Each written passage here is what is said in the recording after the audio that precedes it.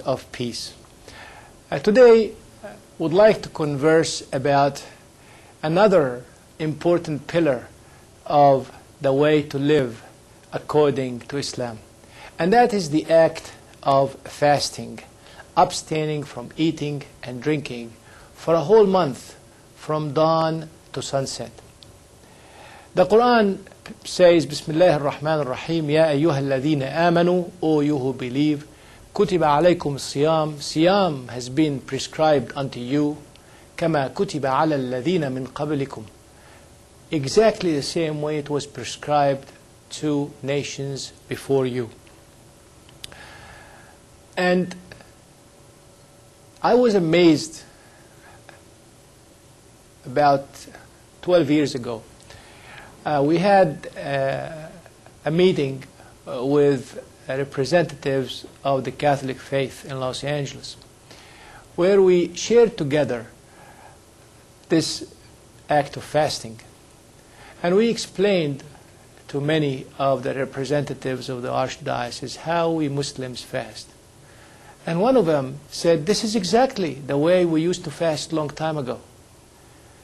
And I said, what happened? He said, well, we had to change it so we can adapt to the needs of the people. And our reaction was, well, we expect people to adapt themselves in order to fulfill their obligations to Almighty God. And this is the whole idea behind fasting. There is a beautiful saying which we call Hadith Qudsi, which is a holy saying directly from God, in which He Almighty says, كُلُّ عَمَلِ ابْنِ آدَمَ لَهُ, all the deeds, all the works of the child of Adam are for his or her own sake, إِلَّا الصِّيَامِ, except fasting. فَإِنَّهُ لِي, it is for Allah, وَأَنَا أَجْزِي بِهِ, and I reward for it. Why? Why is that? In all other pillars of Islam, you can show off and get people to see. You can stand up and make shahada and say, MashaAllah, very good, this man or this woman have accepted Islam. You can pray so many times, people say, oh, this person prays very well. You can pay money for the poor and the needy, and you can show people that you are. You can go for Hajj, for pilgrimage, and people say, oh, very good, and you take pictures. No one can know if you are fasting or not. You can meet me at 11 o'clock in the morning. You say, Yahia, are you fasting? I can say yes, and maybe I can go behind the closed door and I can eat. So it is the ultimate in personal discipline, in personal commitment to Almighty God. I call it the impersonalization of your relationship with God. Because there is no way to prove it. The only way to prove is that yes, you made a commitment to fast the month of Ramadan. And at the end of every day, you stand up and you look yourself in the mirror and say, I am so much dignified because I met my promise, I made my commitment. And at the end of the month, you stand up and say, thank heaven, thank God for the blessings of making me fulfill my obligation and my commitment. The month of Ramadan, where we are required to fast from dawn to sunset, is another item in the making of Islam a universal religion. People fast the same way anywhere in the world. Not only fast. They don't only break their fasting at the same time. They don't only stop eating at the same time. But the program, the daily program, is standardized everywhere you go in the world. Not only this, but the foods, and I have been blessed to see many, many Muslim countries and Muslim people from all over the world. The foods are also essentially the same and the same staple. Do you know that most of the Muslims worldwide, 1.2 billion, they break their fasting on dried dates. That is soaked in water or in milk. The same way Prophet Muhammad, may God's peace and prayers be upon him, did break his fasting. Do you know that all the Muslims in the world take it upon themselves not only to fast the month of Ramadan, but to read the Holy Quran, because it was revealed in the holy month of Ramadan. شهر رمضان الذي أنزل فيه القرآن هدى للناس وبينات من الهدى والفرقان. The month of Ramadan, which Quran was revealed to guide mankind on the righteous path and to differentiate between what's right and what's wrong. This is the month of Ramadan, the month that makes Islam so universal, unites all the Muslims together in the same process, in the same way. When I came to America in 1968, not too many people knew what Ramadan is, what fasting is. As a matter of fact, my friends thought I was crazy. You know, all of this abundance of food, and I stand up and say, I can't eat because I made a commitment not to eat, to fast the month of Ramadan. I remember my own daughter, at the age of 7, sitting down in a circle at a school, at her school with her friends. All of them eating except she. And when she was asked why, she told her friends it is because of the month of Ramadan.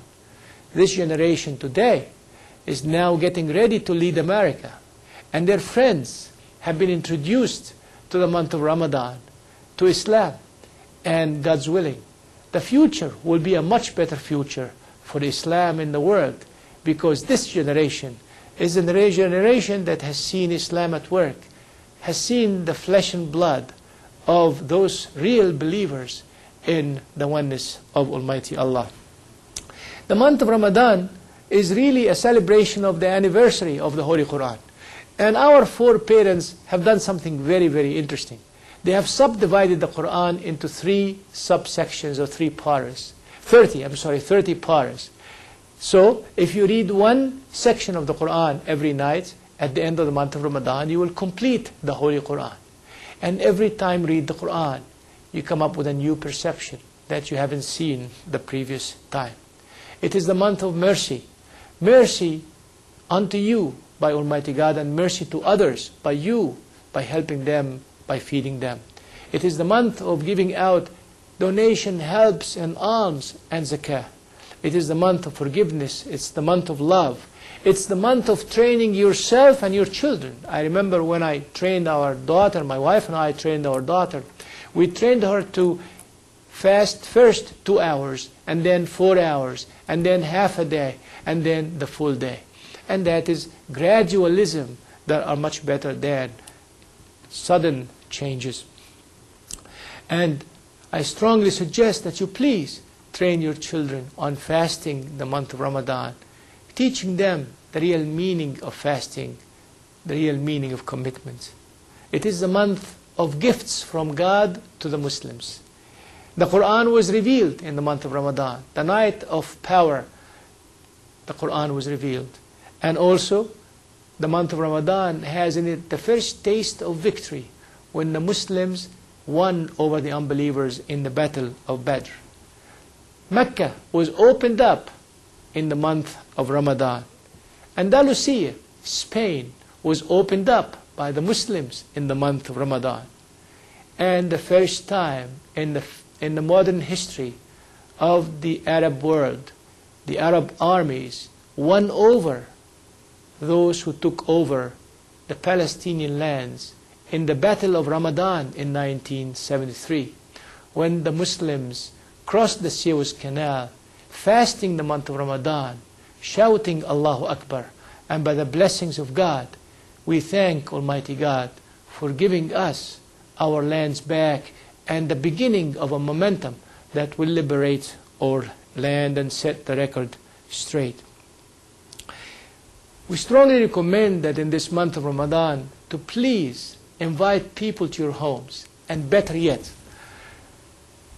the best of all homes is the house of God. And we have tried this in America over the last 34 years. We said, instead of inviting people to our house and cooking for a small number of people, we're going to take that food to the masjid and invite people to the masjid. Then we can fill the masjid. And in 33 years, the masajid became hubs emitting these blessings of God as if it's actually glittering all over the earth. Please do this. Please put life in the month of Ramadan.